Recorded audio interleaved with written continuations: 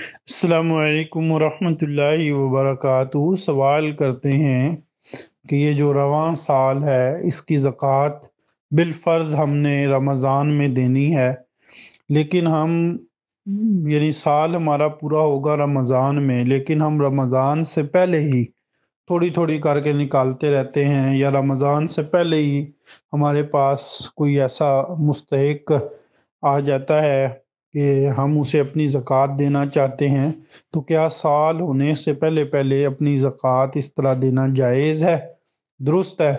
और दूसरी बात ये कि ज़कात थोड़ी-थोड़ी करके देना, यानी कुछ इसको दे देना, कुछ इसको दे देना, कुछ इसको दे देना, क्या ये भी दुरुस्त है?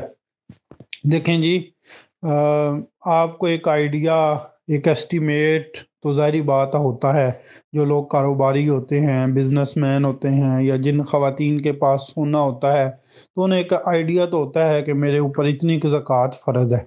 ये अक्सर अहबाब ऐसे करते हैं कि वो पहले ही अपनी ज़कात जो है वो देना शुरू कर देते हैं, साथ-साथ उसको नोट करते जाते हैं कि ये रकम हमने इतनी ज़कात की मद में दी।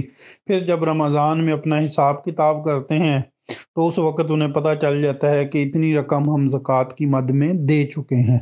ये बिल्कुल दुरुस्त है, इसमें किसी किस्म का कोई हर्ज नहीं है, बल्कि इससे भी मज़ीद एडवांस देना भी साबित है। नबी सल्लल्लाहु अलैहि वसल्लम ने हज़रत अब्बास रज़ियल्लाहु ताला अन्हु को 1 साल क़ब्ल अपनी सारी ज़कात, यानी इकट्ठी 2 सालों की एडवांस ज़कात देने की इजाज़त जो है वो अता फ़रमाई थी। तो ये दुरुस्त है, कोई हर्ज नहीं है।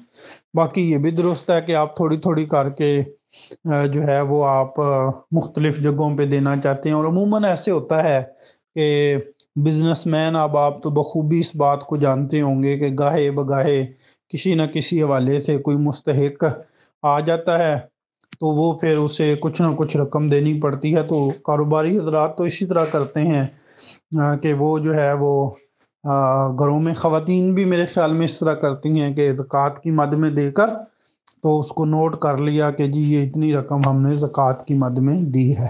तो ये दुरुस्त है, इसमें कोई हर्ज नहीं है।